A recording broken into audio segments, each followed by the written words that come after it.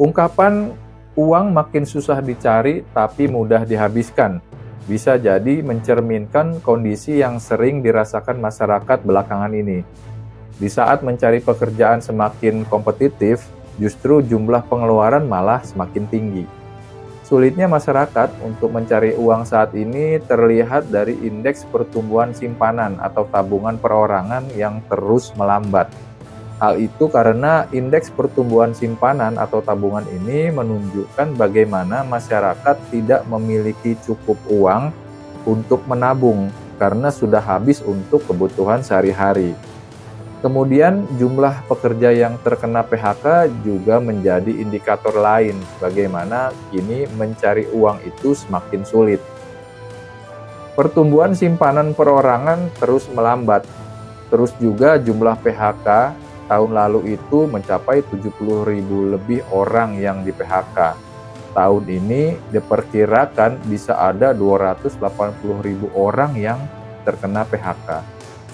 Sementara untuk indikasi pengeluaran masyarakat, itu terlihat dari angka konsumsi rumah tangga terhadap produk domestik bruto atau PDB yang masih di atas 50%. Angka ini menunjukkan bahwa pengeluaran masyarakat masih sangat tinggi, yang kemudian membuat isi dompet jadi lebih cepat habis.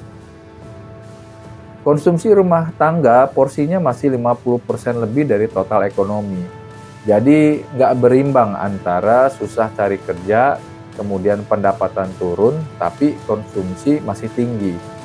Belum lagi jumlah utang atau kredit masyarakat, khususnya di pinjaman online atau pinjol itu terus meningkat, menunjukkan bagaimana uang masyarakat sangat cepat habis hingga membutuhkan pinjaman untuk memenuhi kebutuhan hidup.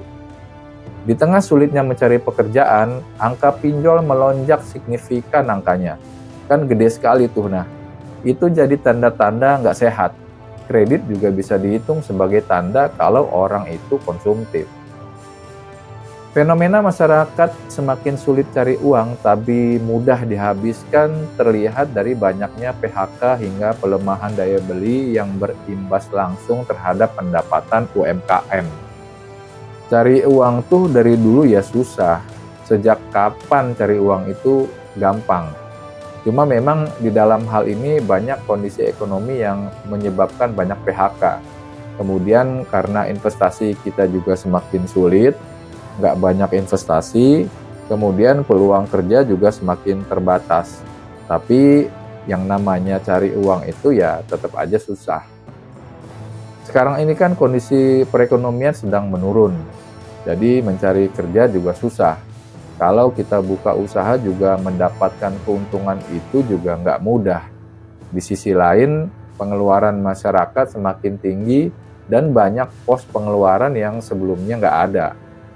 Karena hal inilah, nggak heran jika masyarakat merasa sulit cari uang, namun mudah untuk menghabiskannya. Walaupun tentu hal ini kembali lagi pada gaya hidup masing-masing individu.